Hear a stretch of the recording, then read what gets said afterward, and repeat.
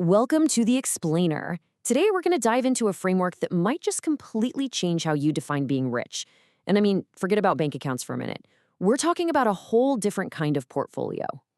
So let me ask you something. It sounds like a simple question, right? But as you're about to see, the answer is way more interesting and complex than you might think.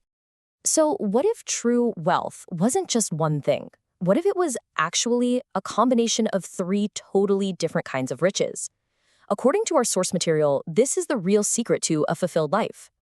Okay, first up is the one we all know, material wealth. You know, the tangible stuff, money, house, all that. But there's a really interesting detail here. It's also about the natural world around us. And that is a key idea we're going to circle back to.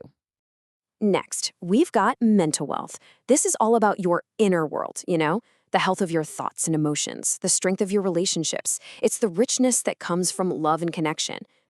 And finally, we have what's really the foundation of it all, spiritual wealth. Now, this isn't necessarily about religion. It's about that invisible energy, that connection to your core self that allows your true nature to really come out. So you have these two kinds of wealth, mental and spiritual, that are a little less concrete. How do they actually fit together? Well, our source uses this brilliant analogy that makes it all perfectly clear. Check this out. It's like a plant. Your spiritual wealth is the root system. You can't see it, but it provides all the structure, the stability, the strength for everything. And your mental wealth, well, that's everything above ground. The vibrant branches, the leaves, the flowers, that's the energy of life, the vitality that everyone sees. And this quote just nails it, doesn't it? You can have the strongest roots in the world, but without sunlight and water, your mental and emotional health, the plant can't thrive. And on the flip side, all the sun in the world won't help a plant with no roots. You absolutely need both. Okay, now that we've got that foundation, let's go back to material wealth. Because it turns out, many of us might be measuring it all wrong. It's not just about what you can buy. You see, the old view is all about ownership, money, houses, cars. But this new perspective completely flips the script. It says true material wealth is in what you get to experience. Things that are often free, like blue skies and clean air. I mean, just think about your own day-to-day. Do you have bright sunshine? Do you hear birds singing?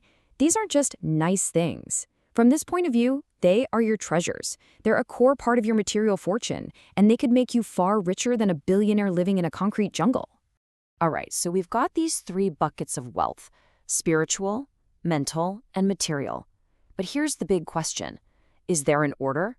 Which one should you focus on first to get the biggest return on life? Well, the source material is incredibly clear about this. There is absolutely a number one, a first fortune that you have to build before anything else really matters. And here it is. The first, most important fortune is integrity. It's not just a nice little virtue to have. It's seen as the absolute bedrock of your spiritual wealth. It's the real primary fortune. And if you think about it, this makes so much sense. You could cut corners and maybe get some temporary material gain, right? But it comes at a huge cost. Without integrity, you're poor in spirit.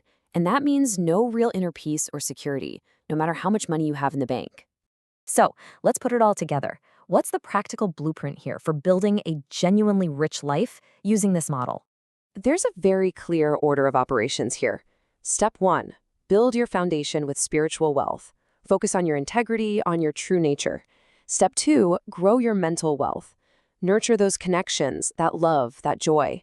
And then finally, step 3, acquire the material wealth you need to support all of that. Chasing money first is like trying to build a house from the roof down. It's just bound to collapse. So, as we wrap up, this framework really gives us a whole new measuring stick for life, doesn't it?